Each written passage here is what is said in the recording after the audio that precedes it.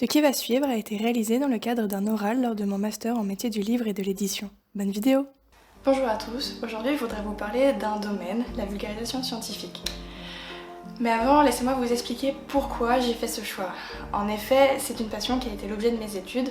Pour ceux qui ne le savent pas, j'ai une licence en biologie cellulaire et moléculaire et j'ai fait le choix de me spécialiser en génétique. Alors la génétique, c'est compliqué, mais j'ai eu la chance d'avoir eu un prof qui avait trouvé la façon de nous enseigner la génétique. Il avait trouvé le sujet qui nous intéresserait, le sexe. Ou du moins la génétique sexuelle, c'est-à-dire tout ce qui se passe au niveau de l'ADN avant, pendant et après un rapport sexuel. Et comme la génétique c'est bien fait, avec tous les exemples qu'il avait pu nous donner, nous avions les bases dans la matière. Bon, vous devez sûrement vous demander pourquoi je vous parle de ça. La réponse est assez simple, c'est une excellente porte d'entrée dans le monde de la vulgarisation scientifique. Et pour illustrer mon propos, je voudrais vous présenter un livre, il s'appelle Sexus Animalus et il traite du sexe chez les animaux. C'est un livre écrit par Emmanuelle Puytébat. Elle est directrice de recherche au CNRS et au Muséum d'Histoire Naturelle. Elle est aussi spécialisée dans l'évolution du comportement. Bref, elle est calée sur le sujet. Ce qui m'a d'autant plus attiré dans ce livre, c'est qu'il comporte de magnifiques planches illustrées par Juliette Terrazzoni, qui s'est spécialisée dans l'illustration botanique et zoologique. C'est elle qui a fait la couverture. Sexus Animalus est paru en 2020 aux éditions Artaud. Mais avant d'en dire plus, définissons ce qu'est la vulgarisation scientifique. Bah tiens, tu veux pas t'en charger ? Qui, moi ? Oui, toi. Tu veux pas demander à l'autre là-bas ? Hein ? Non, vas-y, fais-le. Non, ouais. Donc la vulgarisation, qu'est-ce que c'est ?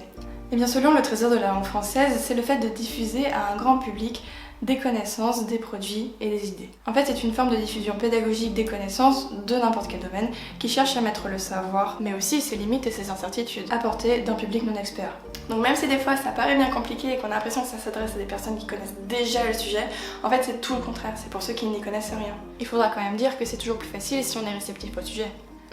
Ouais, mais ça c'est un autre débat. Enfin, la vulgarisation scientifique, c'est tout ce que je viens de dire, mais dans le domaine de la science. Revenons donc à Sexus Animalus. Ce livre nous expose différents modes de reproduction que l'on peut trouver dans la nature. Car comme vous le savez sûrement, le sexe est un réflexe primaire pour assurer la survie de l'espèce. Et les animaux sont parfois prêts à tout pour assurer la survie de leur espèce, et parfois même pour être sûr d'être le père de sa descendance. Clairement, la sexualité chez l'homme est bien fade et ennuyeuse à côté de ce qu'on peut trouver dans la nature. Bah tiens, t'aurais pas quelques exemples à nous proposer ?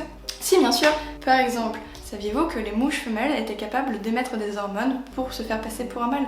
Ou alors qu'elles étaient capables de stériliser leur mâle chimiquement ? Ou encore que la hyène a un pénis à la place du vagin ? Ou un vagin à la place du pénis ? Ou un pénis-vagin ? Il est bien ce livre. Que des mâles araignées ou abeilles perdent leur pénis en bouchant la fente génitale femelle pour être bien sûr d'être le père. Je vous laisse imaginer ça chez l'humain. Qu'une espèce d'acarien ait une durée de vie négative ? Oui, alors celui-là il mérite peut-être une explication. En fait, les mâles violent leurs sœurs dans le ventre de leur mère, puis les femelles mangent les mâles qui les ont fécondés, et pour couronner le tout, elles naissent en faisant exploser leur mère. Et pour continuer avec les exemples, saviez-vous que la loutre frustrée viole des bébés phoques ? Qui eux-mêmes violent des manchots, qui eux-mêmes violent des oisillons, des femelles, ou même des cadavres manchots. Mais ce qui est vraiment intéressant, c'est de savoir pourquoi est-ce qu'ils font ça. Et l'une des réponses que l'on peut apporter est parce qu'ils sont de plus en plus d'individus dans un milieu de plus en plus petit dû à sa destruction par l'homme. Voilà de quoi nous rendre responsables de viols entre animaux. Et pour finir un peu plus joyeusement, parce qu'on a donné quand même pas mal d'exemples avec des viols, il y a aussi de très belles choses dans la nature, comme par exemple les poissons clones qui changent de sexe quand la femelle meurt. Oui, mais pas que. Lorsque les demoiselles s'accouplent, ça forme un cœur. Ou alors le batelier qui attire les femelles en chantant avec son pénis. Ah, c'est si romantique. Je crois qu'on n'a pas la même définition du romantisme. Enfin, pour revenir à la vulgarisation scientifique, même si vous connaissez tous Jamie C'est pas sorcier, et que je pense que vous connaissez aussi tous une chaîne ou deux de vulgarisation scientifique, je trouve que c'est encore trop peu accessible. Ou en tout cas, je pense que les gens devraient plus s'y intéresser. Et pour ça, je pense qu'il est important de mettre ce genre de contenu en avant dans la bibliothèque parce que ce sont des lieux de savoir et de partage. Ce sont souvent des livres qui regorgent d'anecdotes. Et là, je parle pas spécialement de Sexus Animalus, je parle aussi de tous les autres et qui passionneront très certainement votre entourage le temps d'un repas.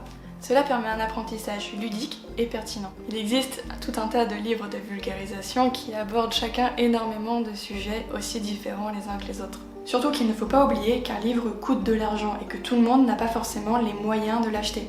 De même pour les revues. C'est donc le rôle des bibliothèques d'être là pour apporter ce savoir au plus grand nombre, et ce, à n'importe quel âge. Pour finir, je vous ai présenté la vulgarisation par la sexualité, car c'est quelque chose que l'on connaît.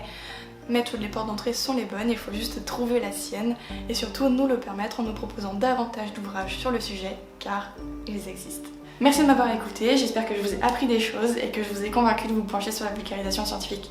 Eh, c'est moi qui dis ça normalement.